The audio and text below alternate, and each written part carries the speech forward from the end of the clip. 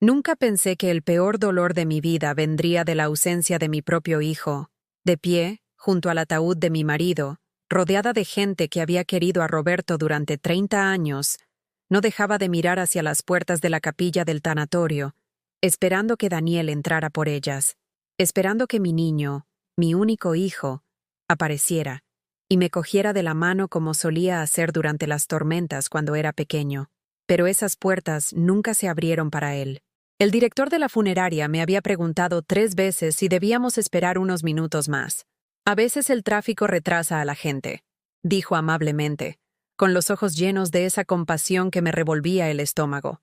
Yo simplemente negué con la cabeza. En el fondo, ya sabía que Daniel no vendría, no porque no pudiera, sino porque había decidido no hacerlo. Si disfrutas de historias emotivas como esta, por favor, suscríbete a nuestro canal. Estamos intentando llegar a los 1000 suscriptores y realmente ayuda a nuestro trabajo. Y comenta desde qué ciudad nos estás viendo. Mantuve la compostura durante todo el servicio, incluso cuando el mejor amigo de Roberto, Fran, se derrumbó durante el panegírico, incluso cuando nuestra vecina, la señora Pérez, me apretó la mano con tanta fuerza que pensé que podría romperme los dedos.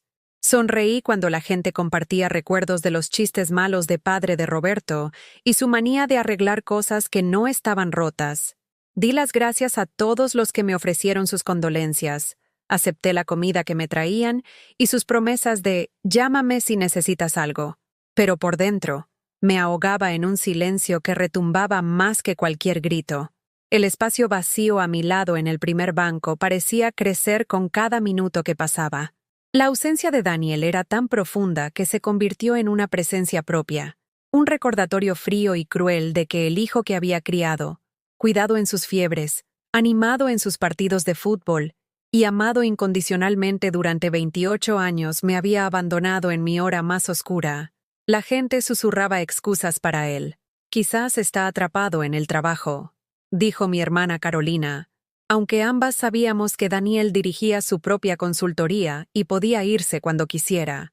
Tal vez está de luto a su manera, ofreció el hermano de Roberto, aunque Daniel no había visitado a su padre ni una sola vez durante los últimos 6 meses de su batalla contra el cáncer. Yo sabía la verdad.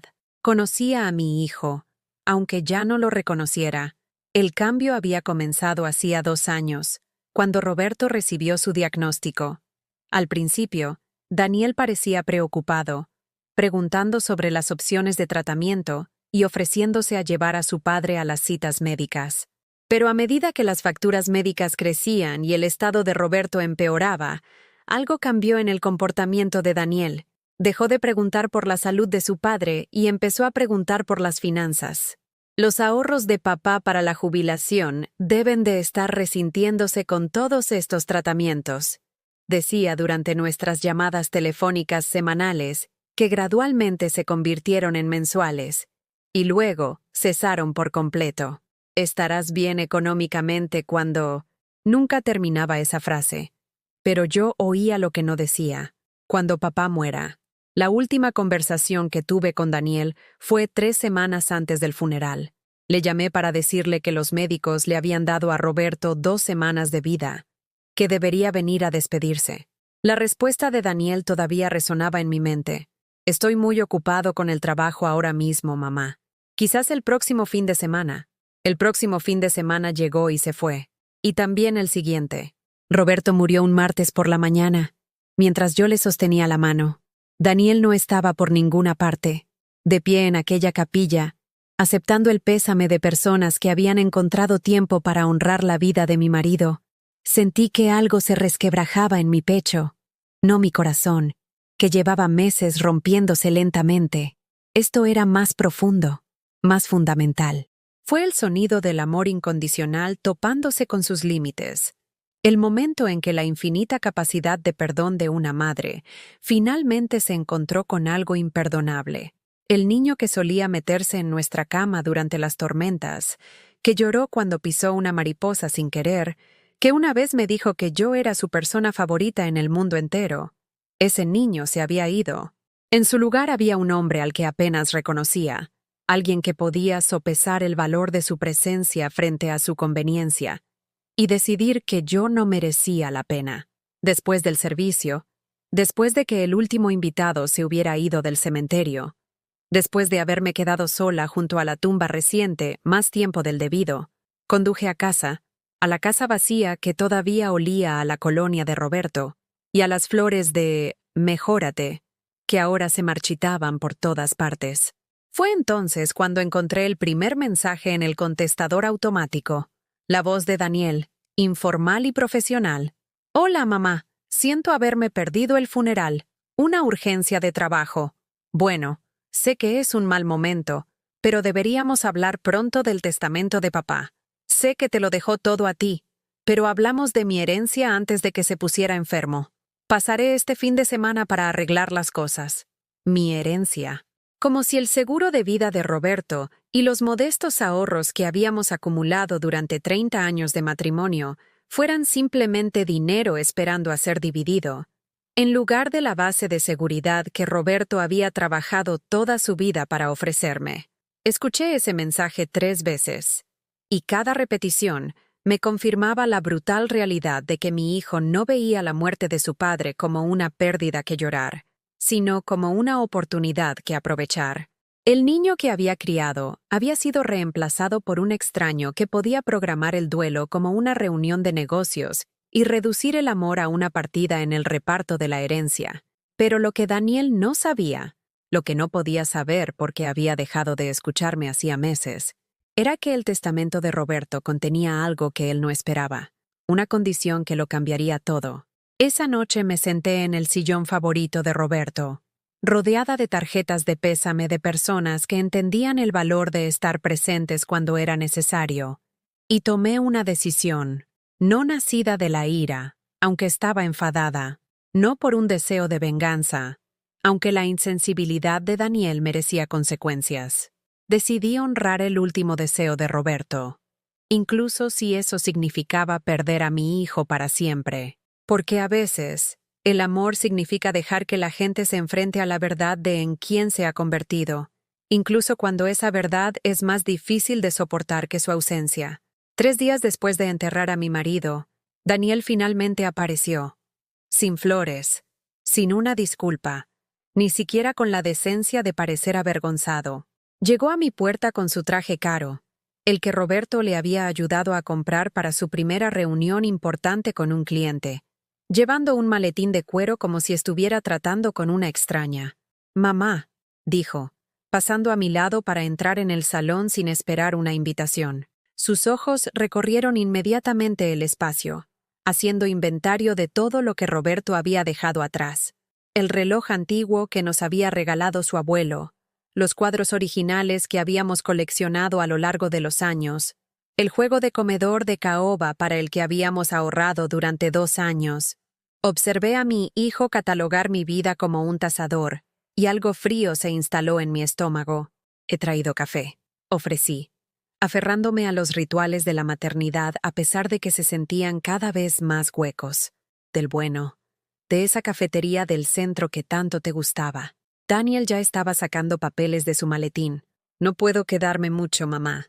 Tengo una conferencia telefónica en 1 hora».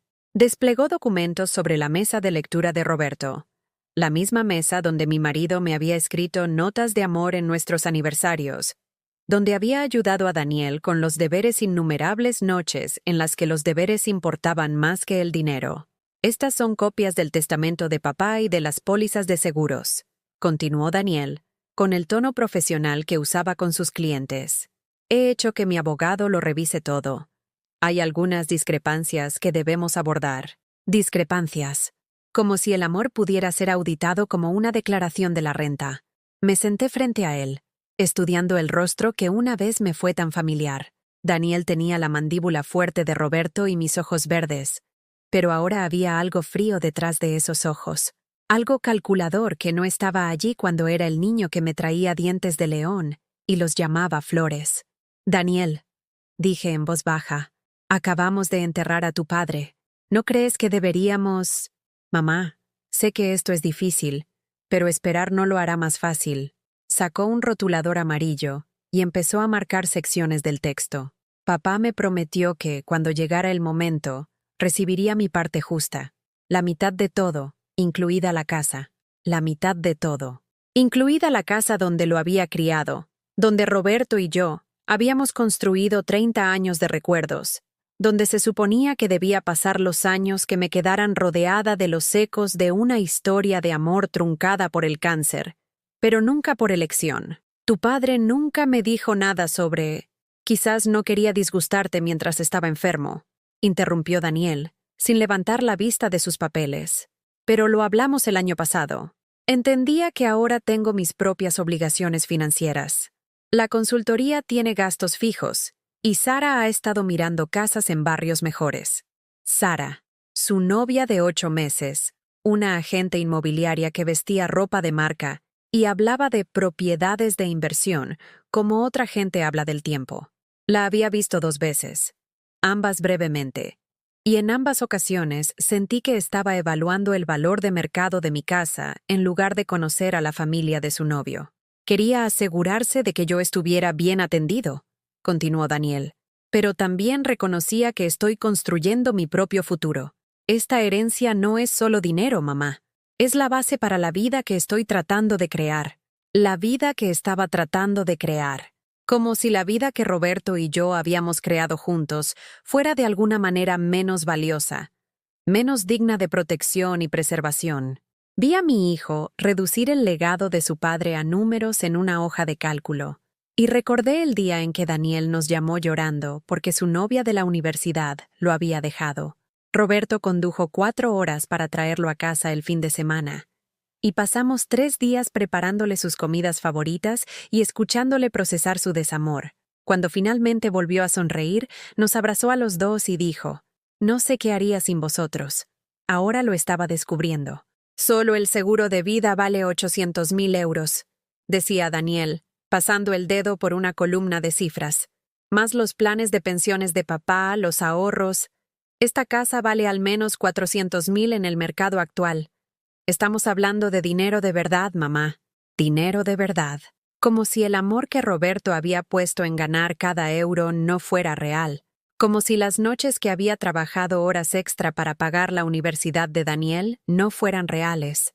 Como si los sacrificios que habíamos hecho para construir una seguridad para nuestra familia no fueran reales. «Tendré que tasar la casa», continuó Daniel, tomando notas en los márgenes de los documentos legales.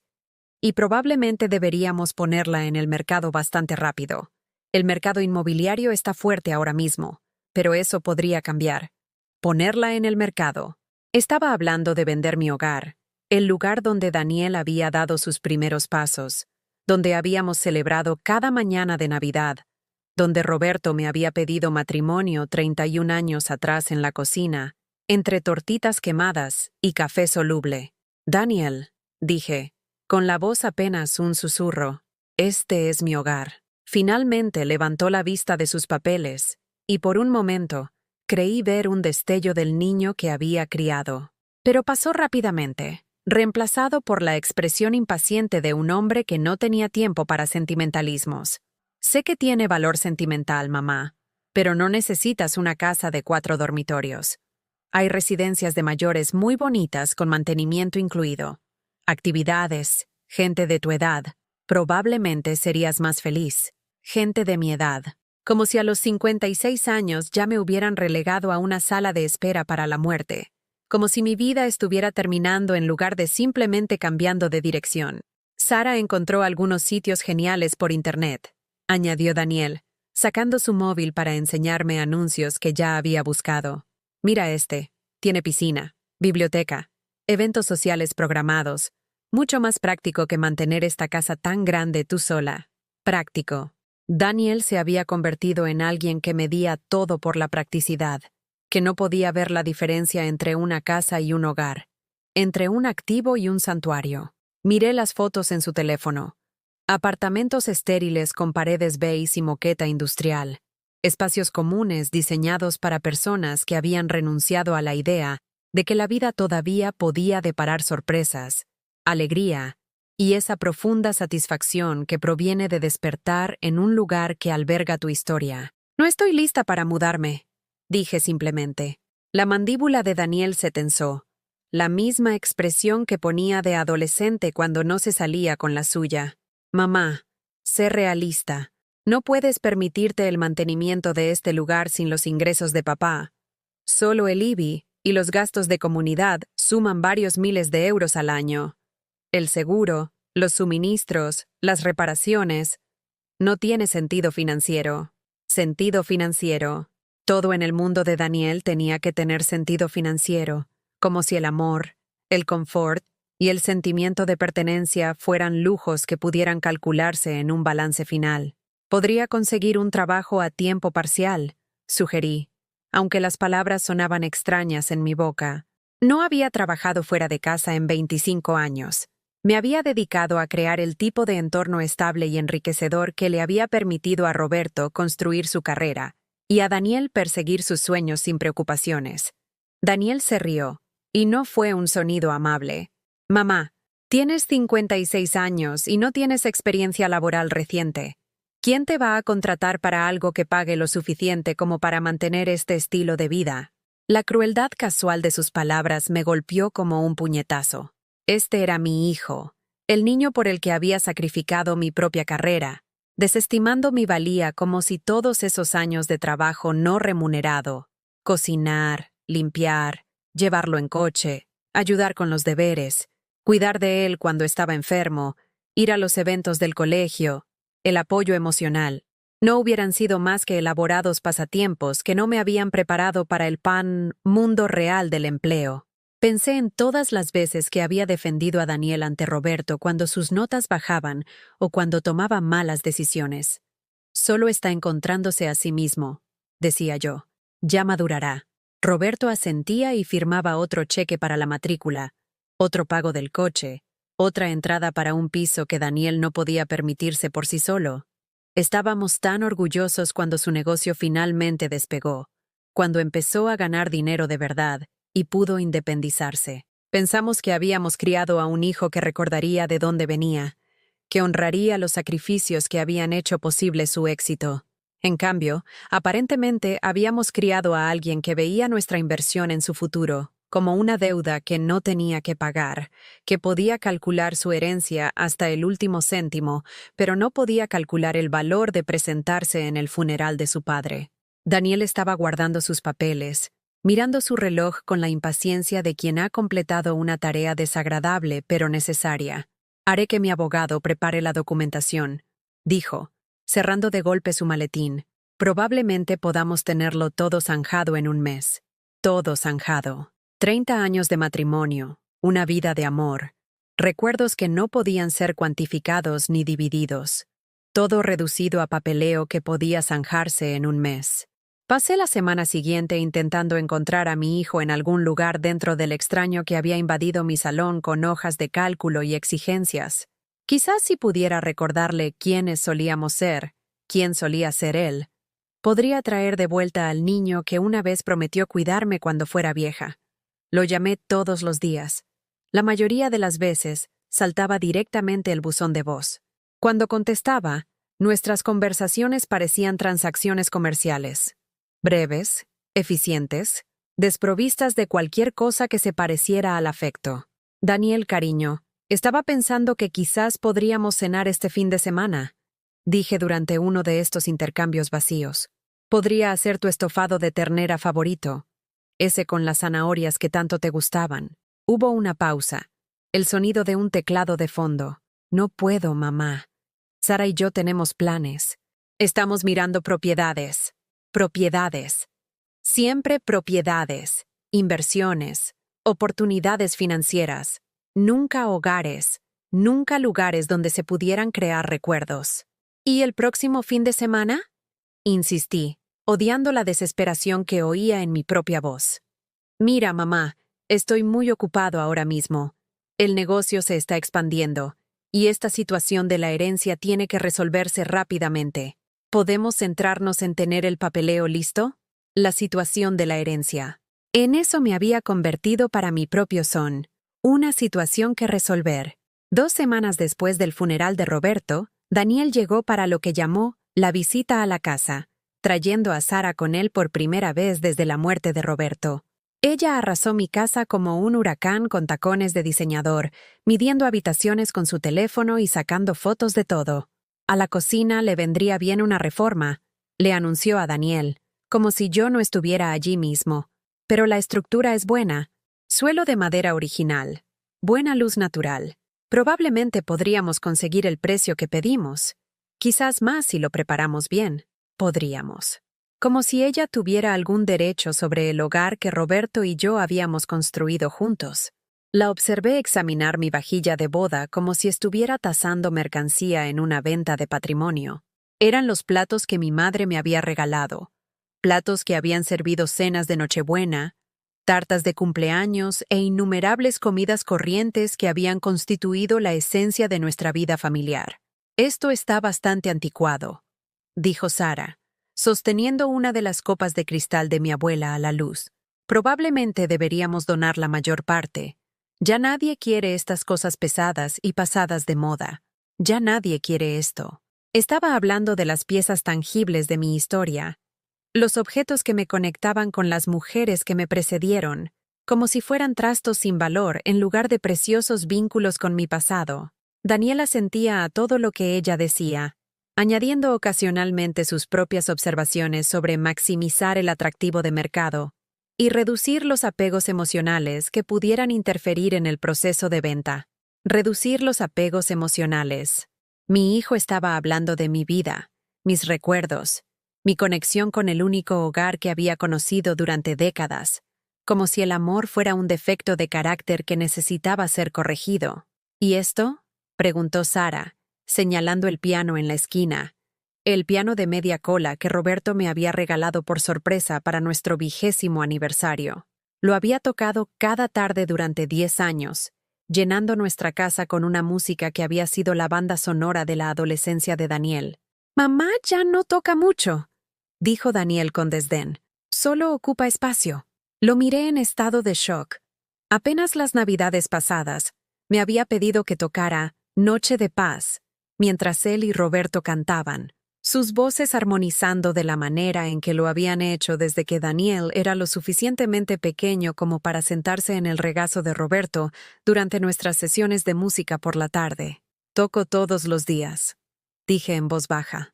Daniel me miró sorprendido, como si hubiera olvidado que yo era capaz de tener preferencias o actividades que no giraran en torno a sus necesidades. «Bueno, de todos modos, no cabrá en un apartamento de una residencia de mayores». Esa frase otra vez. Apartamento de una residencia de mayores. En la mente de Daniel, ya me habían reubicado, reducido a alguien cuya vida podía contenerse en 70 metros cuadrados de eficiencia base.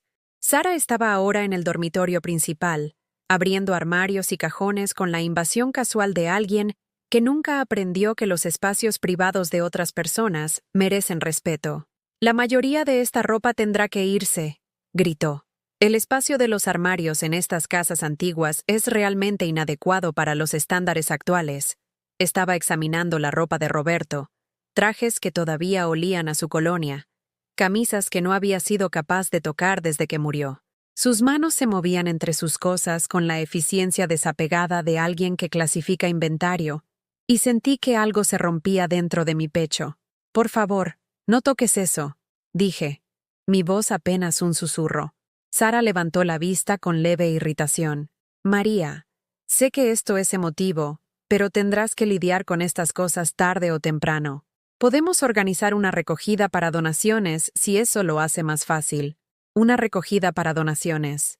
Quería que se llevaran la ropa de Roberto como si fuera basura, como si el hombre que la había llevado nunca hubiera existido, como si el amor que esas prendas representaban pudiera eliminarse con una llamada a Cáritas. Daniel apareció en la puerta, tableta en mano, tomando notas sobre los metros cuadrados y el potencial de renovación. «Sara tiene razón, mamá.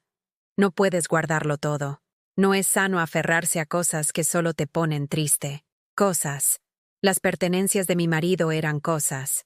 Los restos físicos de una historia de amor de 30 años eran obstáculos insanos para mi progreso emocional.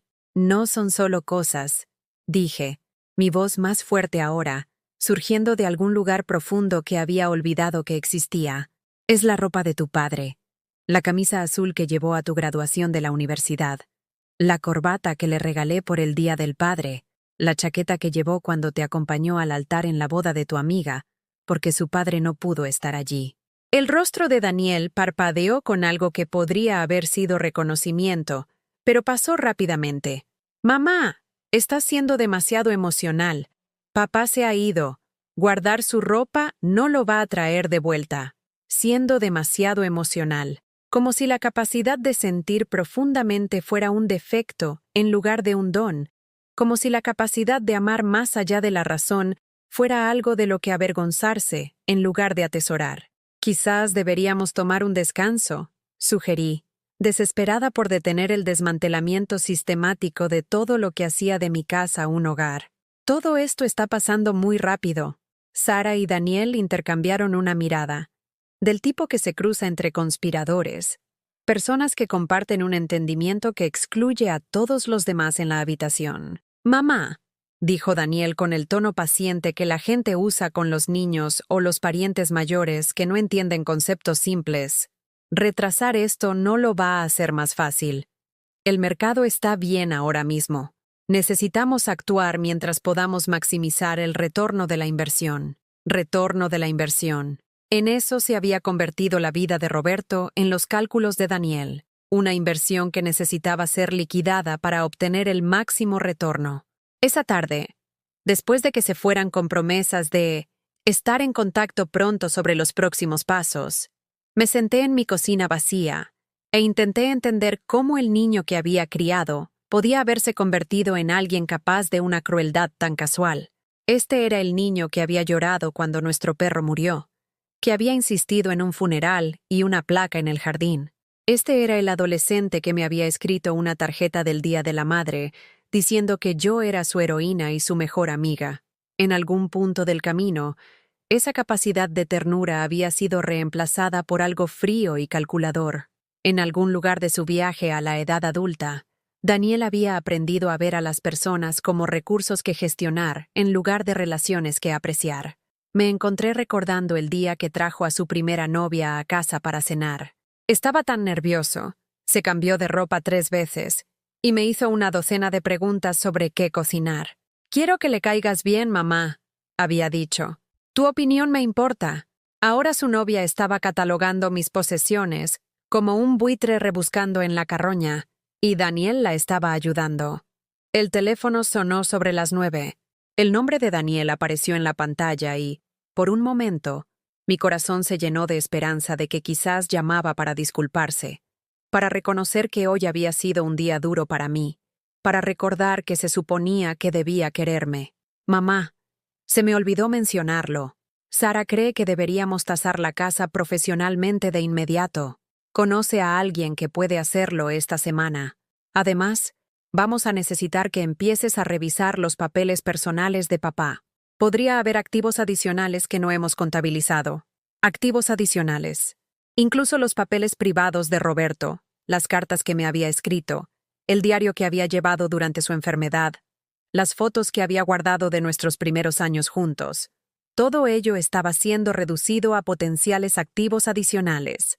«Daniel», dije, mi voz quebrándose a pesar de mis esfuerzos por mantenerme fuerte. «Le echo tanto de menos. Echo de menos a tu padre a cada momento de cada día, y a ti también te echo de menos. Echo de menos al hijo que solía preocuparse por mis sentimientos». Hubo silencio al otro lado de la línea, y por un instante pensé que quizás lo había alcanzado, que quizás había encontrado un pequeño rincón de su corazón que todavía recordaba cómo amar. Luego suspiró, el sonido de alguien lidiando con un inconveniente arrebato emocional. «Mamá, el duelo es normal, pero no puedes dejar que nuble tu juicio sobre asuntos prácticos. Papá querría que gestionáramos esto de forma responsable. Papá querría». Daniel estaba invocando la memoria de su padre para justificar el desmantelamiento de todo lo que Roberto había trabajado para construir, usando el nombre de Roberto para legitimar la destrucción del legado de Roberto. Esa noche, me quedé de pie en el dormitorio que había compartido con mi marido durante más de una década, y miré los espacios vacíos donde Daniel y Sara habían reorganizado mentalmente mi vida. Casi podía ver las cajas de mudanza en sus mentes. La eliminación eficiente de todo lo que hacía de este lugar un hogar. La transformación del amor en activos líquidos. Pero ellos no sabían de la última carta de Roberto, la que me había escrito durante su última semana, cuando todavía tenía fuerzas para sostener un bolígrafo, pero apenas podía hablar por encima de un susurro. No sabían de la conversación que habíamos tenido sobre Daniel, sobre la creciente preocupación de Roberto de que nuestro hijo estaba perdiendo el rumbo. Y ciertamente no sabían de la condición en el testamento de Roberto, la condición que lo cambiaría todo. El punto de ruptura llegó un martes por la mañana, exactamente un mes después del funeral de Roberto. Estaba sentada en la mesa de la cocina donde Roberto y yo habíamos compartido 30 años de conversaciones durante el desayuno, mirando los documentos legales que Daniel había dejado la noche anterior. Papeles que disolverían mi vida en porcentajes y calendarios de distribución, formularios que reducían 3 décadas de amor a firmas y sellos notariales. Daniel ni siquiera había entrado cuando los entregó. Se había quedado en el porche como un oficial de justicia. Me había dado el sobre Manila y había dicho, solo firma donde ha marcado el abogado. Sara ha encontrado un comprador dispuesto a pagar al contado y cerrar rápidamente. Un comprador. Ya. Mi hogar había sido vendido antes de que yo siquiera hubiera aceptado venderlo. Abrí el sobre con dedos temblorosos y encontré página tras página de lenguaje legal que no entendía. Pero la intención era bastante clara. Estaba renunciando a todo. La casa, mi seguridad, mi derecho a permanecer en el lugar donde Roberto y yo habíamos construido nuestra vida juntos. Al final de la última página, alguien había colocado una nota adhesiva amarilla con una flecha apuntando a una línea de firma. La caligrafía de Daniel, la misma escritura cuidada que le había ayudado a perfeccionar cuando tenía 7 años, deletreaba una sola palabra. Aquí, aquí. Esa era toda la instrucción que recibía para firmar la renuncia a mi vida. Aquí. Dejé los papeles a un lado y caminé por mi casa, viéndola de verdad por lo que podría ser la última vez. El salón donde Daniel había construido fuertes de cojines y donde Roberto le había enseñado a jugar al ajedrez. La cocina, donde habíamos celebrado cada cumpleaños con tartas caseras y donde había cuidado a Daniel durante sus enfermedades infantiles, con sopa y galletas servidas en su plato favorito. El dormitorio principal donde Roberto y yo habíamos susurrado nuestros sueños en la oscuridad, donde habíamos planeado el futuro de Daniel y nos habíamos preocupado por sus notas y celebrado sus éxitos. La habitación de invitados que había sido el cuarto de Daniel, luego su dormitorio, luego su refugio temporal cuando necesitaba volver a casa durante las vacaciones de la universidad.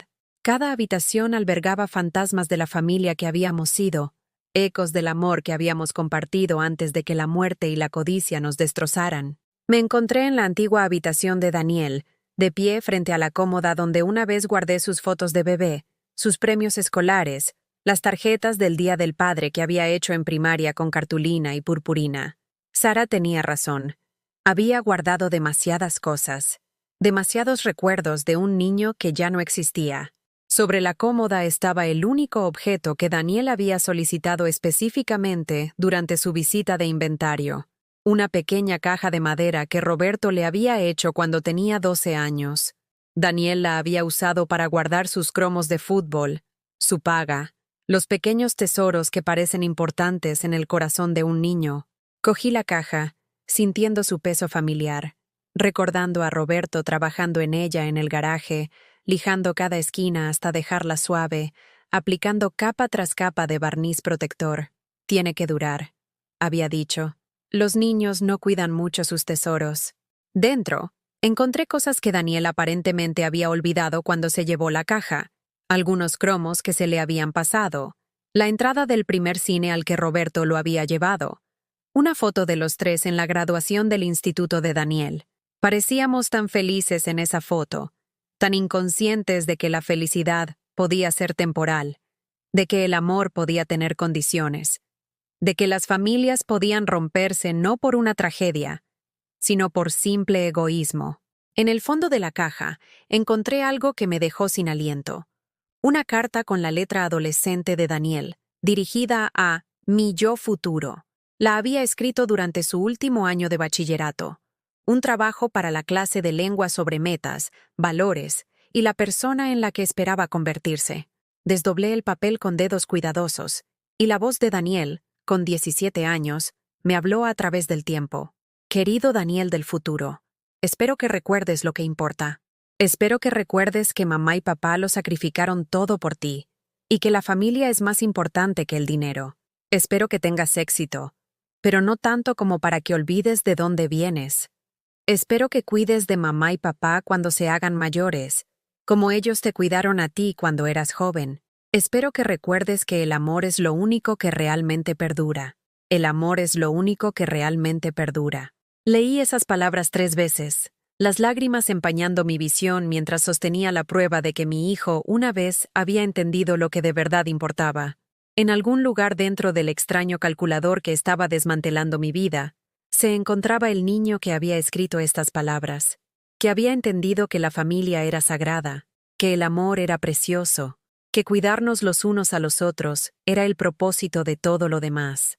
Pero ese niño se había ido, o estaba enterrado tan profundamente bajo años de ambición y materialismo, que bien podría estar muerto. Llevé la carta a la cocina y me senté a mirarla mientras los papeles legales esperaban mi firma. Aquí estaba la evidencia de que había educado bien a mi hijo, de que los valores que Roberto y yo habíamos intentado inculcarle habían arraigado, al menos por un tiempo.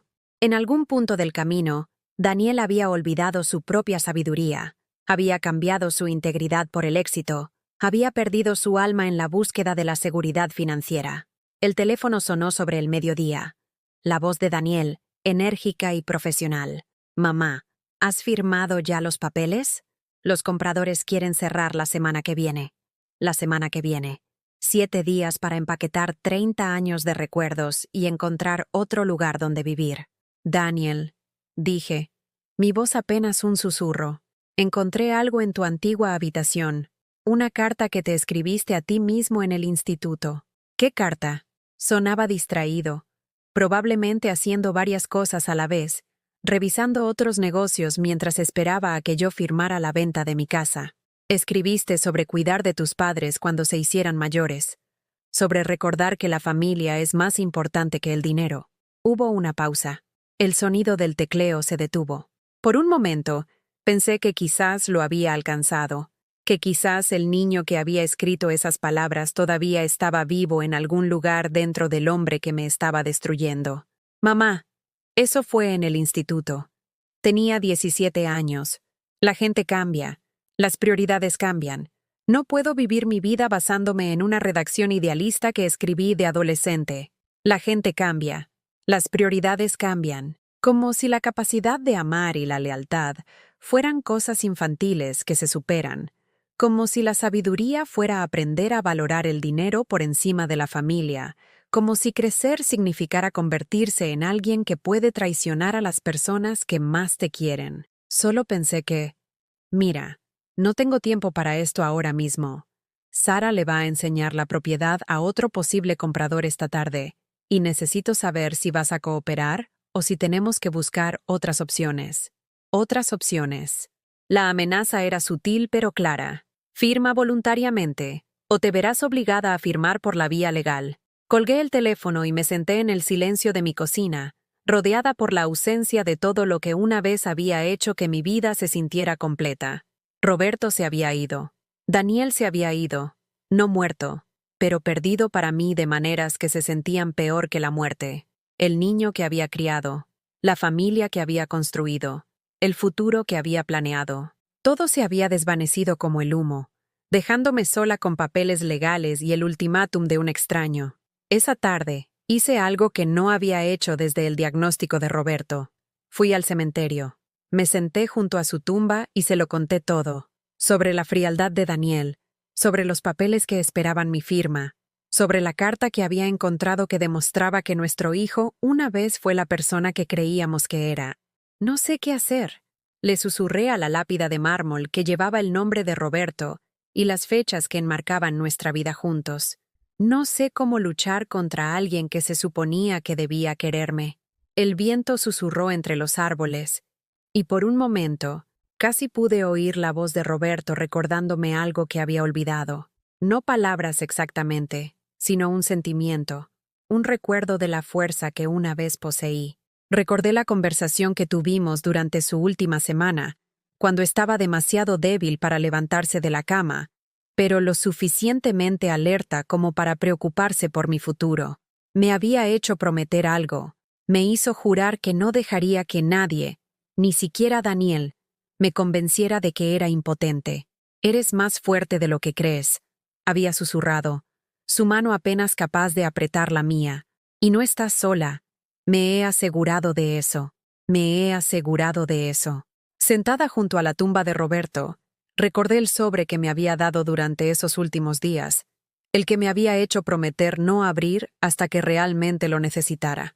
El sobre que todavía esperaba en mi joyero, sellado con lacre y marcado con su cuidada caligrafía. Para María, cuando recuerde quién es. Cuando recuerde quién es. Yo no era solo la madre de Daniel. No era solo la viuda de Roberto. No era solo una mujer esperando a ser reubicada en un apartamento para mayores. Era María Herranz, y había sido lo suficientemente fuerte para criar a un hijo, lo suficientemente leal para amar a un marido durante 30 años de matrimonio, lo suficientemente valiente para sacrificar mis propios sueños por la felicidad de mi familia.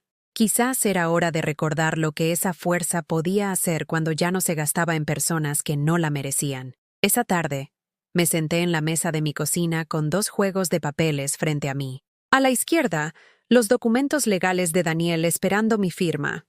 A la derecha, el sobre sellado de Roberto, esperando a que recordara quién había sido antes de que el dolor y la traición me convencieran de que era impotente. Por primera vez en semanas, no estaba llorando. Por primera vez desde la muerte de Roberto, no tenía miedo. Era algo completamente diferente. Algo que Daniel no había visto venir. Se acabó el ser invisible en mi propia historia. Esa noche, subí las escaleras hacia mi dormitorio con paso firme por primera vez desde la muerte de Roberto. No me temblaron las manos al abrir mi joyero, y mi corazón no se aceleró al sacar el sobre sellado de Roberto.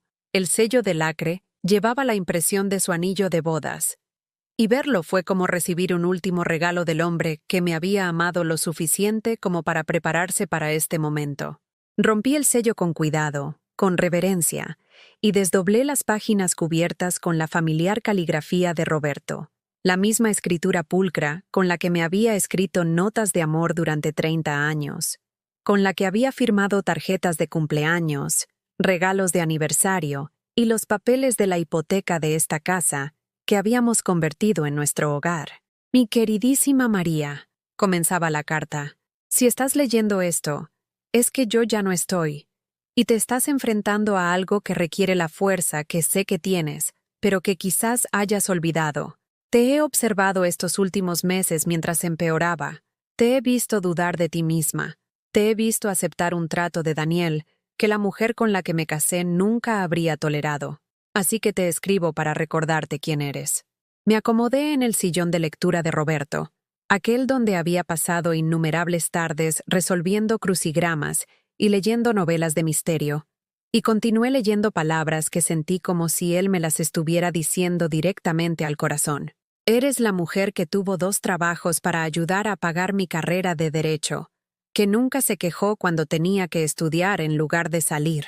Eres la mujer que se enfrentó a mi madre cuando criticó tu forma de cocinar, diciéndole con firmeza pero con educación que en tu cocina, tus reglas.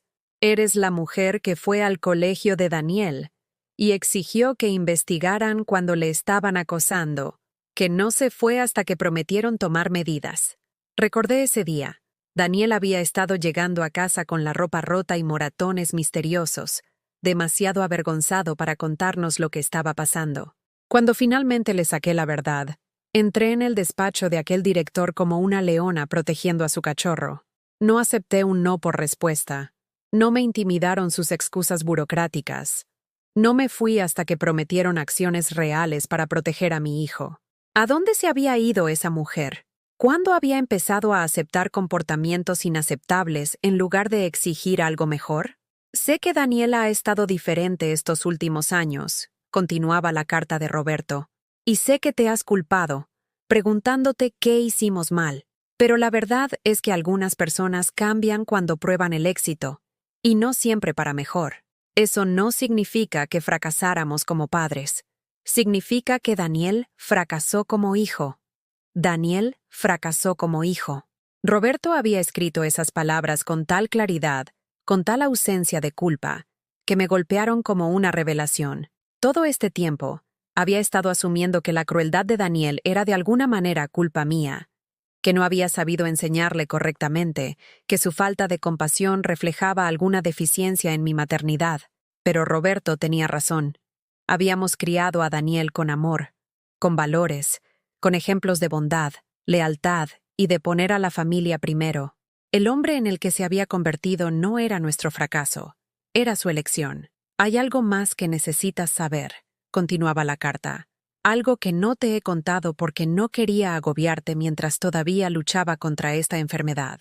Daniel vino a verme hace 3 meses, mientras estabas en casa de tu hermana ayudándola con la recuperación de su operación. No vino a ver cómo estaba de salud ni a pasar tiempo con su padre moribundo. Vino a hablar de su herencia. Mis manos se apretaron sobre las páginas. Hacía 3 meses, había pasado una semana ayudando a Carolina a recuperarse de su operación de vesícula, agradecida de tener algo útil que hacer mientras Roberto soportaba otra ronda de quimioterapia. Llamaba a casa todas las noches, y Roberto me había asegurado que Daniel lo había visitado, que habían tenido buenas charlas, que nuestro hijo finalmente mostraba más interés en pasar tiempo con su padre. Traía una carpeta, escribió Roberto, llena de investigación sobre nuestros activos, nuestras pólizas de seguros, el valor de nuestra casa. Había hecho los deberes, María. Sabía hasta el último céntimo lo que le tocaría heredar, y quería hablar de maximizar el valor del patrimonio para fines fiscales. Esas fueron sus palabras exactas. Me sentí mal al leer esto, imaginando a mi marido enfrentándose a su propia mortalidad, mientras su hijo calculaba el valor de su muerte. Cuando le dije que todo iría primero para ti, como debe ser, se volvió diferente, frío. Dijo que esperaba que lo reconsiderara, que él tenía sus propios objetivos financieros y que había estado contando con su herencia para alcanzarlos. Dijo que Sara había encontrado unas propiedades de inversión que querían comprar y que el momento era importante. Sara. Incluso hace 3 meses, ella ya le estaba susurrando al oído a Daniel, ayudándole a planear cómo gastar el dinero de la muerte de su padre. Entonces me di cuenta de que habíamos perdido a nuestro hijo en algún punto del camino, continuaba Roberto. No por una tragedia, una enfermedad o circunstancias fuera del control de nadie, sino por la codicia, simple y fea codicia. Y decidí que si Daniel quería tratar su herencia como una transacción comercial, entonces yo redactaría el testamento en consecuencia. Mi corazón empezó a latir más rápido al pasar a la siguiente página, sintiendo que estaba a punto de descubrir algo que lo cambiaría todo. El testamento del que Daniela ha estado hablando contigo no es el documento completo, escribió Roberto. Hay un codicilo, una condición que él no conoce. Trabajé con mi abogado para añadirlo después de la visita de Daniel, cuando entendí en qué clase de hombre se había convertido nuestro hijo. Una condición. Eso es lo que Roberto había mencionado durante nuestra última conversación, cuando estaba demasiado débil para explicarlo pero lo suficientemente fuerte como para hacerme prometer que estaría bien, que se había asegurado de que no estaría sola. La herencia que Daniel espera, su parte de nuestro seguro de vida, la casa, los ahorros, todo depende de un simple requisito. Debe vivir en nuestra casa y cuidarte personalmente durante un mínimo de 6 meses después de mi muerte. No contratar a alguien para que te cuide. No visitarte de vez en cuando. Debe volver a casa y proporcionar el tipo de atención diaria y personal que una viuda en duelo merece de su único hijo. Leí ese párrafo 3 veces, sin apenas creer lo que estaba viendo. Roberto había encontrado una manera de darme lo que más necesitaba, o el cuidado y la atención genuinos de mi hijo, o la prueba de que era incapaz de proporcionarlos. Si Daniel rechaza esta condición, o si acepta pero no la cumple por completo, La herencia íntegra pasa a ti sin obligación de compartir nada de ella. La casa sigue siendo tuya. El seguro de vida se convierte únicamente en tuyo. Cada céntimo que ahorramos juntos se queda contigo, para que hagas con ello lo que consideres oportuno. La trampa de Roberto era elegante en su simplicidad. Daniel podría tener su herencia, pero solo si estaba dispuesto a ser el hijo que yo había criado. Solo si estaba dispuesto a poner a la familia por encima del dinero, a priorizar el amor sobre la conveniencia, a recordar que cuidar de tus padres es un privilegio, no una carga. Sé que esto puede parecer manipulador, escribió Roberto, pero prefiero pensar que es educativo. Daniel ha olvidado lo que importa, ha olvidado los valores que intentamos enseñarle. Esto se lo recordará. O bien recordará cómo ser un buen hijo, en cuyo caso lo tendrás de vuelta y merecerá su herencia, o bien se negará, en cuyo caso estarás mejor sin él y mejor con el dinero. La carta continuaba con detalles prácticos. El nombre del abogado de Roberto, instrucciones sobre cuándo y cómo revelar el codicilo, sugerencias sobre qué podría hacer si Daniel rechazaba los términos. Pero apenas leía esas partes, demasiado atónita por la brillantez de lo que mi marido había hecho. Me había dado un regalo más precioso que el dinero. Me había dado la verdad. Daniel tendría que elegir entre su herencia y su conveniencia, entre su beneficio económico y su voluntad de estar realmente presente en el duelo de su madre. Cualquier elección que hiciera revelaría exactamente en quién se había convertido. Te quiero, María, concluía la carta. Quiero a la mujer que siempre has sido, y creo en la mujer que todavía eres debajo de todo este dolor y confusión. No dejes que nadie, ni siquiera nuestro hijo, te convenza de que eres impotente, inútil, o algo menos que la mujer extraordinaria a la que he tenido el privilegio de amar durante 30 años. Tienes más fuerza de la que crees, y ahora tienes los medios para usarla. Dejé la carta a un lado y me senté en la oscuridad de mi dormitorio, sintiendo algo que no había experimentado desde antes del diagnóstico de Roberto. Esperanza. No la esperanza desesperada y aferrada de alguien que intenta cambiar una situación inmutable, sino la esperanza sólida y fundamentada de alguien que tenía opciones, que tenía poder, que tenía elecciones. Mañana, Daniel probablemente llamaría por esos papeles que me había dejado para firmar. Esperaría mi cumplimiento, mi resignación, mi disposición a ser gestionada y reubicada según su conveniencia. En cambio, iba a descubrir la condición de Roberto. Iba a descubrir que su herencia venía con condiciones que le exigirían recordar cómo ser humano, cómo ser familia, cómo ser el hijo que yo le había criado. Pensé en la carta que Daniel le había escrito a su yo futuro, en el niño que había prometido cuidar de sus padres cuando se hicieran mayores. El testamento de Roberto iba a poner a prueba si quedaba algún rastro de ese niño, si la codicia de Daniel era más fuerte que cualquier amor que aún pudiera sobrevivir en su corazón. De cualquier manera, finalmente tendría mi respuesta. O recuperaría a mi hijo, o me libraría de él por completo, con la seguridad económica para construir la vida que eligiera. Por primera vez desde la muerte de Roberto, me fui a dormir sin llorar. En lugar de dolor e impotencia, sentí algo que casi había olvidado. Expectación. Mañana, todo cambiaría. Mañana, Daniel descubriría que su madre no era la viuda impotente y afligida que creía poder manipular y desechar. Mañana, descubriría quién era yo realmente. Ya no iba a ser dolor, iba a ser justicia. Me desperté a la mañana siguiente con una claridad que no había sentido en meses. Mientras se hacía el café, llamé al abogado de Roberto, Javier Herrero, el hombre que nos había ayudado a redactar nuestros testamentos y que se había convertido en un amigo con los años. Cuando le expliqué por qué llamaba, su voz se llenó de algo que sonó casi como alivio. María, me preguntaba cuándo llamarías. Dijo, he estado esperando que Daniel contactara conmigo sobre los términos completos del testamento, pero nunca lo ha hecho. Creo que asume que los documentos que obtuvo a través de su propio abogado cuentan toda la historia. ¿No lo hacen? Javier soltó una risita, pero no fue del todo agradable. Ni de lejos. Roberto fue muy específico sobre cómo debía manejarse esto. Daniel recibió copias del testamento básico a través del juzgado, pero el codicilo con la condición del cuidado se selló por separado, para ser revelado solo cuando te sintieras lista para proceder. Concertamos una reunión para esa misma tarde. Pasé la mañana moviéndome por mi casa con determinación, viéndolo todo de manera diferente ahora que entendía mi posición. Este no era un hogar que estaba a punto de perder. Era un hogar que podía elegir conservar o vender, dependiendo de lo que Daniel decidiera hacer con la elección que Roberto le había dado. Limpié con más energía de la que había tenido en semanas.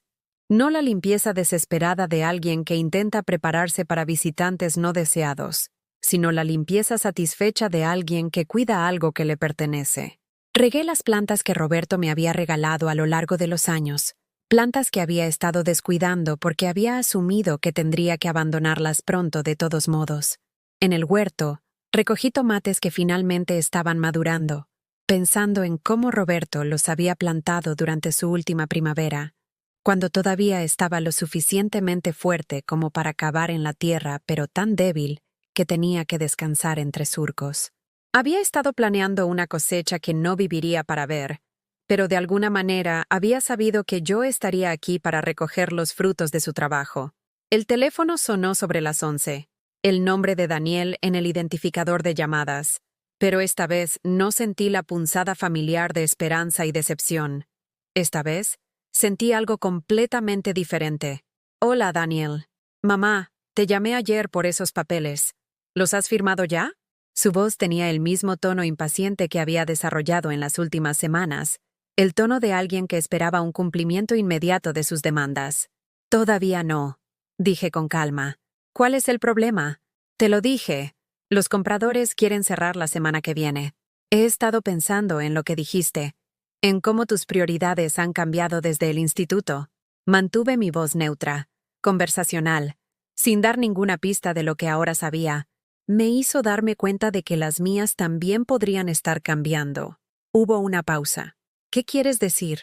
Bueno, he estado asumiendo que no tenía otra opción que vender la casa, mudarme a una residencia de mayores, seguir tu calendario para todo. Pero quizás tengo más opciones de las que pensaba. Otra pausa. Esta vez más larga. Cuando Daniel volvió a hablar, su voz tenía una nota de algo que no había oído antes. Incertidumbre. Mamá, ya hemos hablado de esto. No puedes permitirte mantener la casa. ¿Sin los ingresos de papá? Puede que tengas razón, interrumpí suavemente. O puede que no. Creo que debería hablar con un abogado antes de firmar nada permanente. El silencio se alargó entre nosotros, y casi pude oír los cálculos mentales de Daniel cambiando, su suposición de una victoria fácil de repente pareciendo menos segura. Eso probablemente sea inteligente, dijo finalmente, aunque no sonaba como si lo dijera en serio. Pero no tardes mucho. El mercado inmobiliario puede cambiar rápidamente. Después de colgar, me di cuenta de que estaba sonriendo. Por primera vez en nuestras conversaciones recientes, Daniel había sonado como si fuera él quien no estaba seguro de su posición. En el despacho de Javier Herrero esa tarde, me senté frente al hombre que había ayudado a Roberto a planear este momento. Javier rondaba los 60, con ojos amables detrás de unas gafas de montura metálica y el tipo de comportamiento tranquilo que proviene de décadas de ayudar a la gente a navegar por sus decisiones más difíciles. Roberto fue muy meticuloso con este codicilo, explicó Javier, extendiendo los documentos pertinentes sobre su escritorio de caoba. Quería ser justo con Daniel mientras protegía tus intereses y se aseguraba de que recibieras el cuidado y el respeto que mereces. Me guió a través del lenguaje legal, traduciéndolo a términos que pudiera entender. La condición era inquebrantable. Daniel tenía que proporcionarme cuidado personal y diario durante 6 meses consecutivos. No solo visitas, sino residencia real en nuestra casa, responsabilidad real de mis necesidades diarias, presencia real durante mi proceso de duelo. Si acepta la condición pero no la cumple por completo, si se muda antes, contrata a otra persona para que asuma sus responsabilidades o simplemente no proporciona un cuidado adecuado, la herencia revierte a ti en su totalidad, explicó Javier. Roberto fue muy específico en eso. ¿Y si se niega rotundamente? El mismo resultado.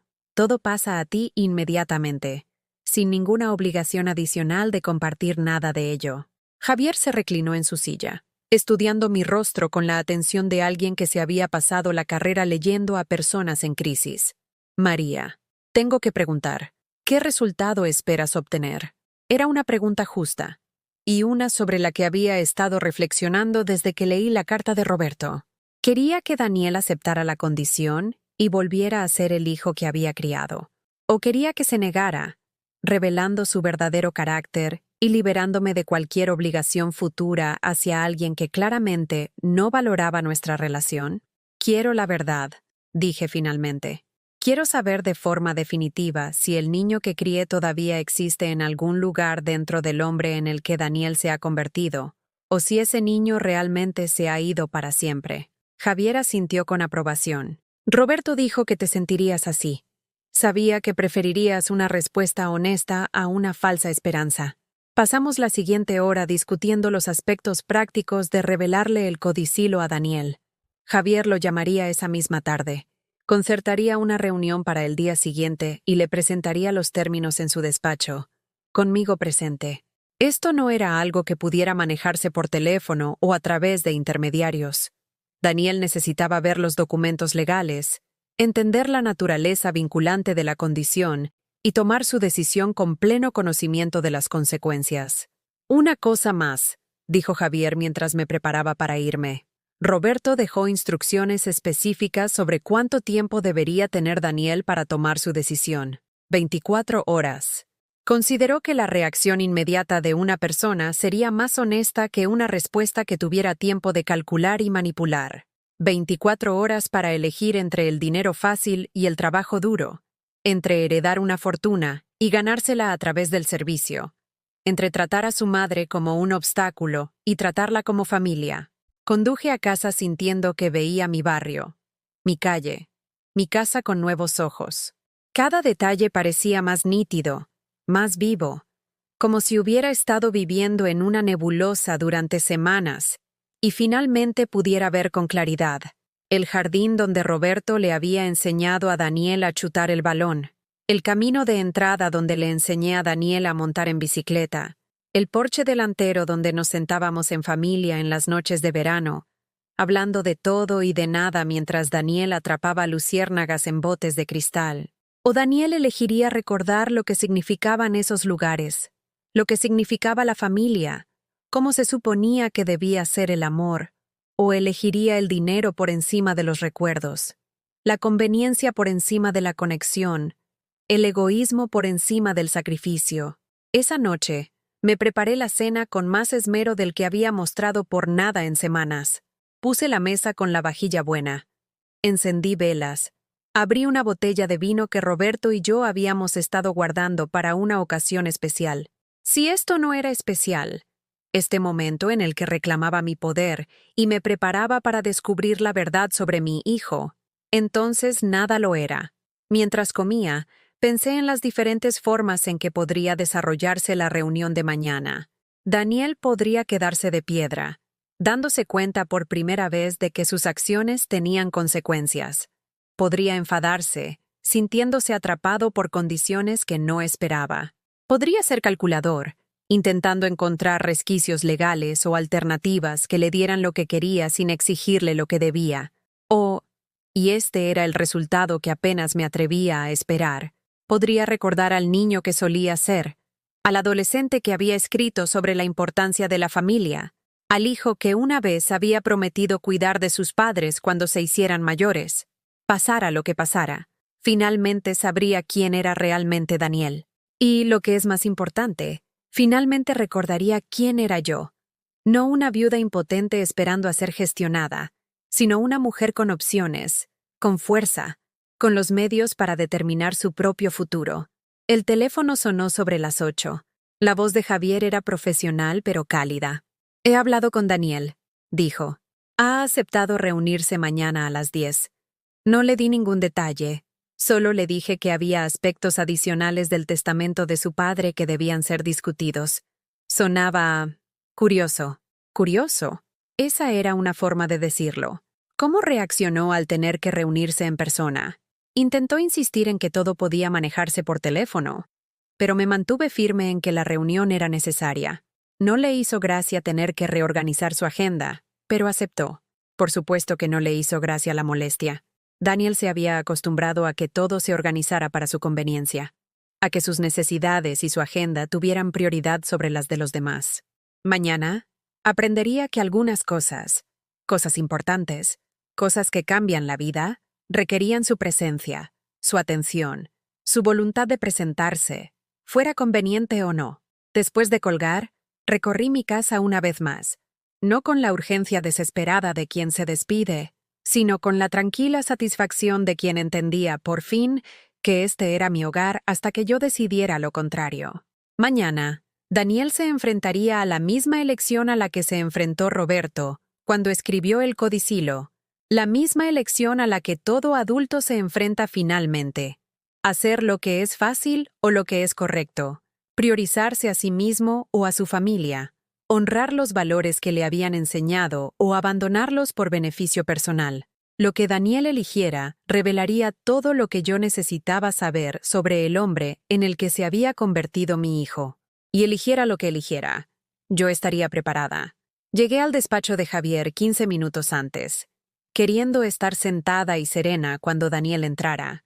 Elegí la silla frente al escritorio de Javier, la que me daría la visión más clara del rostro de mi hijo cuando supiera la verdad sobre su herencia. Daniel llegó puntual, vestido con su traje más caro y llevando el maletín de cuero que se había convertido en su compañero constante.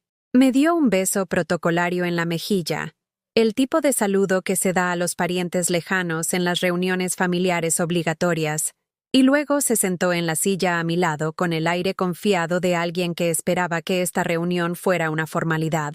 ¿Y bien, de qué se trata?, le preguntó a Javier, sacando su móvil para revisar los mensajes. Mamá dijo que había aspectos adicionales del testamento de papá. Javier juntó las manos sobre su escritorio, estudiando a Daniel con la mirada mesurada de alguien que se había pasado décadas viendo a la gente recibir noticias inesperadas. Efectivamente, hay un componente adicional que debemos discutir. Un codicilo que tu padre añadió a su testamento aproximadamente 3 meses antes de su fallecimiento. Los dedos de Daniel se detuvieron sobre la pantalla de su teléfono. ¿Un codicilo? Mi abogado no mencionó nada sobre condiciones adicionales. Porque a tu abogado solo se le proporcionó el testamento básico, explicó Javier con calma.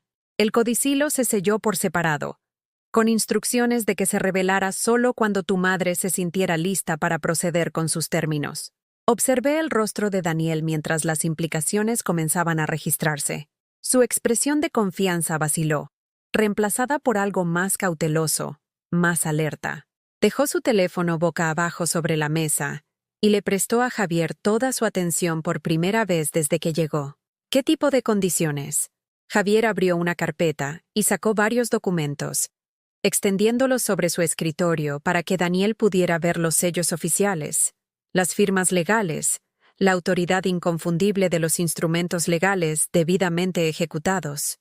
Tu padre fue muy específico sobre sus intenciones, comenzó Javier, su voz adoptando el tono formal que usaba al leer documentos legales importantes. La herencia que has estado discutiendo con tu madre, tu parte de la póliza del seguro de vida, la mitad del valor de la casa familiar y tu porción de todos los demás activos, está supeditada a que cumplas un requisito. Daniel se inclinó hacia adelante, su instinto de hombre de negocios reconociendo la importancia de detalles que no había anticipado. ¿Qué requisito? Debes residir en el domicilio familiar y proporcionar cuidado personal y diario a tu madre por un periodo mínimo de 6 meses consecutivos tras el fallecimiento de tu padre. Las palabras quedaron suspendidas en el aire entre nosotros, como un desafío lanzado por un fantasma. El rostro de Daniel pasó por una serie de expresiones: confusión, incredulidad, cálculo y, finalmente, algo que parecía casi pánico. ¿Cuidado personal?, repitió. ¿Qué significa eso exactamente? Javier consultó los documentos con deliberada precisión. Según el codicilo, debes vivir en la casa de tu infancia, preparar las comidas para tu madre, ayudar con el mantenimiento del hogar, proporcionarle transporte a las citas médicas y eventos sociales, y, en general, asegurarte de que reciba el tipo de atención y compañía diarias que una viuda en duelo merece de su único hijo. Durante 6 meses, la voz de Daniel se había elevado ligeramente, perdiendo parte de su control profesional. 6 meses consecutivos, confirmó Javier. Si te mudas antes de que se complete el período, si contratas a otra persona para que cumpla con tus responsabilidades, o si no proporcionas un cuidado adecuado según la valoración razonable de tu madre, la herencia revertirá a ella en su totalidad. Daniel se giró para mirarme por primera vez desde que Javier había comenzado a explicar el codicilo.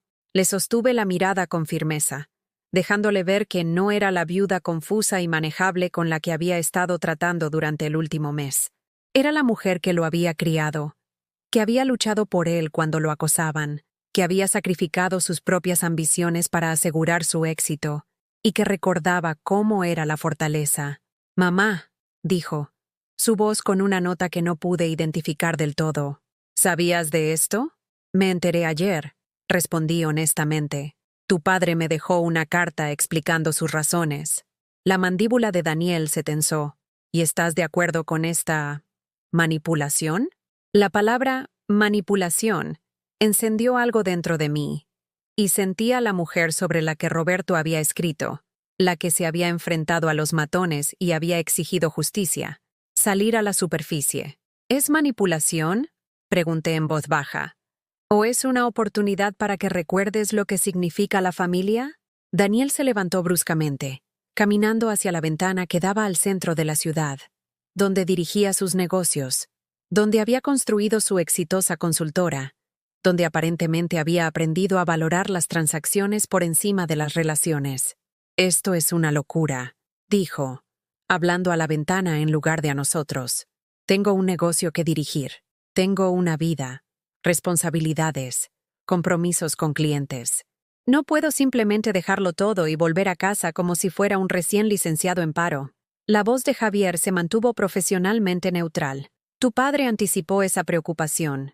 El codicilo establece específicamente que puedes continuar operando tu negocio desde la casa familiar, que puedes mantener tus obligaciones profesionales siempre que no interfieran con tu responsabilidad principal de cuidar de tu madre». «Responsabilidad principal», repitió Daniel, volviéndose para mirarnos. «¿Estáis hablando de convertirme en un cuidador interno durante 6 meses?» «Estoy hablando de pedirte que seas un hijo», dije, y algo en mi voz hizo que ambos hombres se quedaran muy quietos. Daniel me miró fijamente, y por un momento, creí ver un destello del niño que una vez prometió cuidarme cuando fuera vieja, pero pasó rápidamente, reemplazado por la expresión calculadora de un hombre que intentaba encontrar ángulos, resquicios, formas de conseguir lo que quería sin pagar el precio que se había establecido. «¿Y si me niego?», le preguntó a Javier. «Entonces la herencia íntegra pasa a tu madre de inmediato», respondió Javier. «La casa, el seguro de vida, todos los ahorros e inversiones. Todo se convierte en suyo sin ninguna obligación adicional de compartir ninguna parte de ello». Observé el rostro de Daniel mientras procesaba esta información. Vi cómo calculaba el valor monetario de lo que perdería, sopesándolo contra la inconveniencia de lo que tendría que hacer para conservarlo. «¿De cuánto estamos hablando en total?», preguntó. La pregunta reveló todo lo que necesitaba saber sobre dónde estaban las prioridades de Daniel, pero Javier respondió de todos modos. «Aproximadamente 1.200.000 euros». Daniel se quedó en silencio por un largo momento, mirando los documentos legales que acababan de transformar su esperada ganancia inesperada en una elección entre el dinero y la moralidad. «Necesito pensar en esto», dijo finalmente. «Por supuesto», respondió Javier. «Tu padre especificó que deberías tener 24 horas para tomar tu decisión. Mañana, a esta hora, tendrás que informarnos si aceptas los términos del codicilo o renuncias a tu herencia». «¿24 horas?» La voz de Daniel se quebró ligeramente. «No es tiempo suficiente para reorganizar toda mi vida. Es tiempo suficiente para decidir qué es lo que te importa», dije en voz baja. Daniel recogió su maletín y se dirigió a la puerta. Luego se detuvo y se volvió para mirarme. Por un instante, Su compostura de adulto cuidadosamente construida se desmoronó, y vislumbré algo crudo e incierto debajo. «Mamá», dijo, «¿es esto lo que quieres? ¿De verdad quieres que vuelva a casa y te cuide? ¿O es solo la forma que tiene papá de castigarme desde la tumba?» La pregunta quedó suspendida entre nosotros, honesta de una manera que Daniel no había sido conmigo en meses. Pude ver que debajo de su ira y su cálculo estaba genuinamente confundido, quizás incluso herido, al descubrir que sus acciones tenían consecuencias que no había previsto. «Lo que quiero», dije con cuidado, «es saber quién es realmente mi hijo. Quiero saber si el niño que una vez escribió sobre la importancia de la familia todavía existe en algún lugar dentro del hombre que estaba dispuesto a vender mi casa a mis espaldas, mientras yo todavía estaba de luto por su padre». El rostro de Daniel se sonrojó, y pude ver que mis palabras habían dado en el blanco. Recordaba la carta, recordaba al adolescente idealista que había prometido poner siempre a la familia en primer lugar. «Te llamaré mañana», dijo, su voz tensa por emociones que no pude leer. Después de que se fuera, Javier y yo nos quedamos en silencio durante varios minutos. Finalmente, habló. «¿Qué crees que elegirá?» Consideré la pregunta cuidadosamente. Creo que Daniel elegirá lo que más le beneficie económicamente. La pregunta es si 6 meses de inconvenientes valen para él 1.200.000 euros. ¿Y si elige el dinero? Entonces, sabré que Roberto tenía razón al protegerme de alguien que ve a su propia madre como un obstáculo para su prosperidad. Recogí mi bolso y me levanté para irme. Sea como sea, por fin tendré la verdad. Mientras conducía a casa, pensé en la expresión del rostro de Daniel cuando se enteró del codicilo, la conmoción, la ira, pero también algo más, algo que podría haber sido reconocimiento, la incipiente comprensión de que sus acciones de los últimos meses habían sido observadas, juzgadas y consideradas deficientes por el padre al que aparentemente había dado por sentado. Esta noche, Daniel iría a su piso y sopesaría sus opciones. Calcularía el valor de su herencia contra el coste de ganársela. Consideraría si 6 meses de cuidar a su madre en duelo era un precio aceptable a pagar por la seguridad financiera. Y mañana, yo sabría si todavía tenía un hijo al que valiera la pena amar, o si el dinero de Roberto estaría mejor empleado en la vida que yo eligiera construir sin Daniel. Por primera vez en semanas, no tenía miedo de la respuesta. No dormí mucho esa noche, pero no fue el desvelo inquieto de la ansiedad que me había atormentado durante semanas. En cambio, permanecí despierta con la tranquila alerta de quien espera una respuesta importante, de quien finalmente ha hecho la pregunta correcta y está preparada para aceptar cualquier verdad que surja. Exactamente a las 10 de la mañana siguiente, sonó mi teléfono, el nombre de Daniel en el identificador de llamadas, 24 horas exactas después de que se enterara del codicilo de Roberto. «Mamá», dijo sin preámbulos, «he tomado una decisión». Su voz no tenía nada de la confianza a la que me había acostumbrado en el último mes, nada de la eficiencia profesional que había caracterizado nuestras conversaciones recientes. Sonaba cansado, quizás incluso derrotado. «Te escucho», dije. Hubo una larga pausa, y pude oír su respiración al otro lado de la línea. Cuando finalmente habló, sus palabras salieron lentas, cuidadosas, como si estuviera leyendo un guión que había ensayado pero con el que no se sentía del todo cómodo. «No puedo hacerlo, mamá. No puedo volver a casa durante 6 meses. Mi vida no está organizada para ese tipo de arreglo.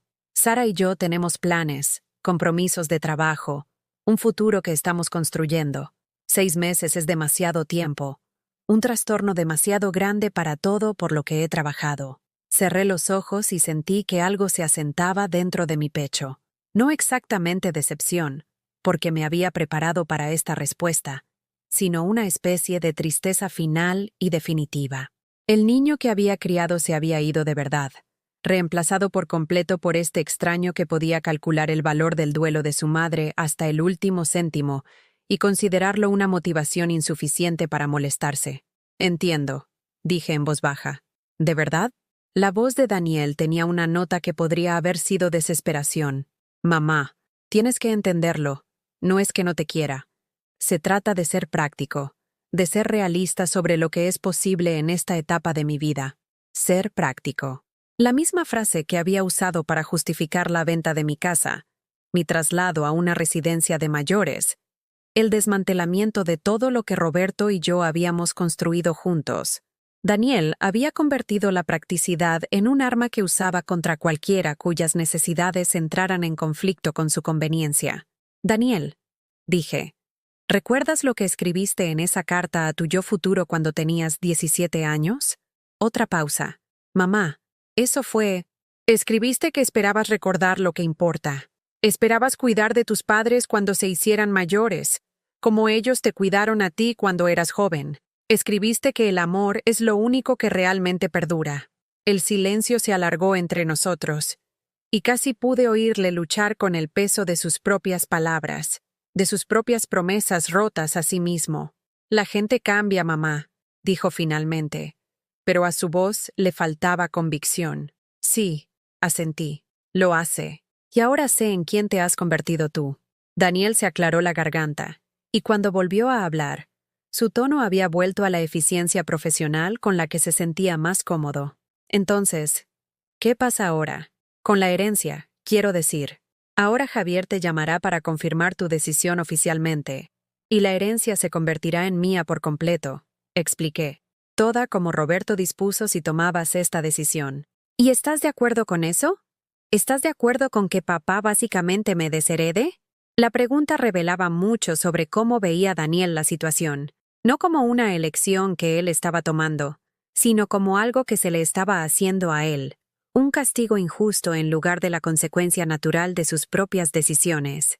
Daniel, dije suavemente, tu padre no te desheredó, te dio a elegir entre el dinero y la familia, y tú elegiste el dinero. Roberto solo se aseguró de que esa elección tuviera consecuencias. No es tan simple. Es exactamente así de simple. Interrumpí. Y había acero en mi voz ahora. La fuerza sobre la que Roberto había escrito en su carta. Tuviste la oportunidad de ser el hijo que una vez prometiste ser. Y decidiste que era demasiada molestia. Eso me dice todo lo que necesito saber sobre quién eres ahora. Después de colgar, llamé a Javier para informarle de la decisión de Daniel. No hubo sorpresa en la voz del abogado, solo el reconocimiento cansado de alguien que había visto este patrón demasiadas veces. Prepararé la documentación para transferirlo todo a tu nombre, dijo. Debería estar finalizado en una semana. ¿En una semana? ¿Sería oficialmente dueña de mi casa? Tendría acceso a todo el dinero del seguro de vida. Controlaría todos los ahorros que Roberto y yo habíamos acumulado juntos. En una semana, estaría lo suficientemente segura económicamente como para vivir de forma independiente el resto de mi vida, libre de cualquiera que viera mis necesidades como obstáculos para sus propias ambiciones.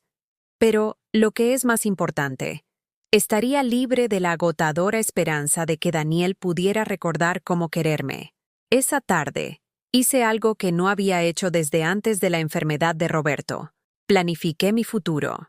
Extendí folletos de inmobiliarias sobre la mesa de mi cocina, no de residencias de mayores, sino de la casita en la costa con la que siempre había soñado. El tipo de lugar donde podría despertarme con el sonido del mar y pasar mis días leyendo, cuidando el jardín, quizás incluso aprendiendo a pintar. Podía permitírmelo ahora. Podía permitirme casi cualquier cosa que quisiera, dentro de lo razonable. Más importante aún, podía permitirme elegir, tomar decisiones basadas en lo que me haría feliz en lugar de en lo que sería conveniente para otra persona. El teléfono fijo sonó sobre las 5. Por un momento, esperé que fuera Daniel llamando de nuevo. Quizás habiendo reconsiderado su decisión, quizás habiendo recordado que algunas cosas eran más valiosas que el dinero. Pero era la voz de Sara en la línea, tensa por una ira apenas contenida. María, esto es ridículo. Daniel me ha contado lo del testamento, y creo que tienes que reconsiderar lo que le estás haciendo a tu propio hijo. Su audacia me dejó sin aliento. Esta mujer que se había pasado una tarde catalogando mis posesiones como un buitre, que había hablado de vender mi casa con la misma naturalidad que alguien planea un menú para la cena, me estaba llamando para sermonearme sobre cómo debía manejar mi propia herencia. Sara, dije con calma, esto es entre Daniel y yo. No te concierne. Claro que me concierne. Daniel y yo estamos construyendo una vida juntos, y el testamento manipulador de tu marido está interfiriendo en nuestros planes. Manipulador. La misma palabra que había usado Daniel, como si dar a alguien a elegir entre el egoísmo y el sacrificio fuera de alguna manera injusto. El testamento de Roberto le dio a Daniel exactamente lo que se merecía, dije. La oportunidad de ganarse su herencia siendo el hijo que fue criado para ser. Daniel eligió no aprovechar esa oportunidad. No puedes esperar en serio que ponga su vida en pausa durante 6 meses solo para hacer de niñera. ¿Hacer de niñera? Las palabras salieron más cortantes de lo que pretendía. ¿Es eso lo que crees que sería cuidar de tu suegra en duelo? ¿Hacer de niñera? La voz de Sara se volvió más fría, más calculadora. Mira, María. Sé realista. Tarde o temprano vas a necesitar cuidados de todos modos. ¿No sería mejor usar la herencia de Daniel para pagar ayuda profesional en lugar de obligarlo a sacrificar su carrera? Ayuda profesional. Extraños a sueldo en lugar de la familia.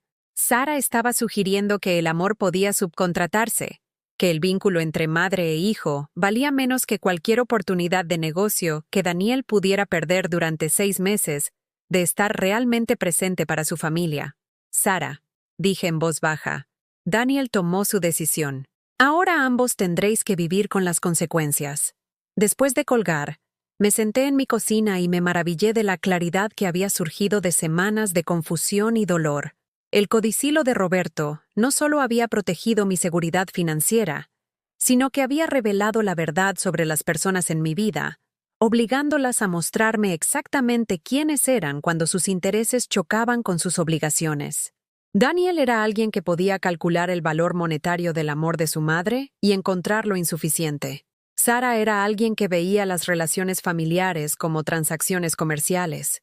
Juntos, estaban construyendo una vida basada en la adquisición en lugar del afecto, en el éxito en lugar del sacrificio. Eran bienvenidos a esa vida. Yo estaba construyendo algo diferente. Durante las semanas siguientes, mientras Javier finalizaba el papeleo de la herencia y yo comenzaba a planificar mi mudanza a la costa, sentí algo que no había experimentado desde antes del diagnóstico de Roberto. Ilusión por el futuro, no la esperanza desesperada de quien intenta cambiar una situación inmutable, sino la genuina expectación de quien tiene opciones, quien tiene libertad, quien ha aprendido a valorar su propio mérito. Daniel llamó 2 veces más durante esas semanas, ambas para sugerir acuerdos que le darían una parte de la herencia sin exigirle que cumpliera la condición de Roberto. Escuché educadamente sus propuestas, sus cálculos, sus apelaciones a la justicia, y las rechacé todas. El niño que había escrito que el amor es lo único que realmente perdura, se había ido de verdad. En su lugar, había un hombre que creía que todo duraba solo mientras fuera rentable, solo mientras sirviera a sus intereses inmediatos. 3 meses después, estaba sentada en el porche de mi nueva casa, viendo el amanecer pintar el océano en tonos dorados y rosas que ninguna cantidad de dinero podría comprar.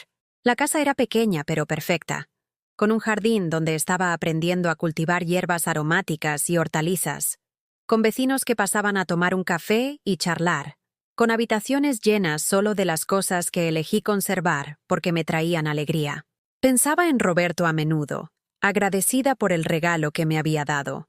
No solo seguridad económica, sino la verdad sobre mi propia fuerza, mi propio valor, mi propia capacidad para construir una vida que honrara el amor, en lugar de simplemente acumular riqueza.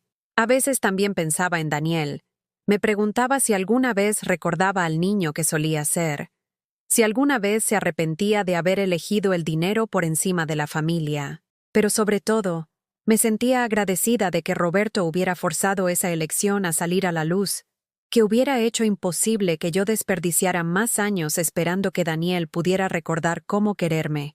Había aprendido algo profundo en esas oscuras semanas después de la muerte de Roberto, que a veces lo más amoroso que puedes hacer es negarte a permitir los peores impulsos de alguien, incluso si ese alguien es tu propio hijo.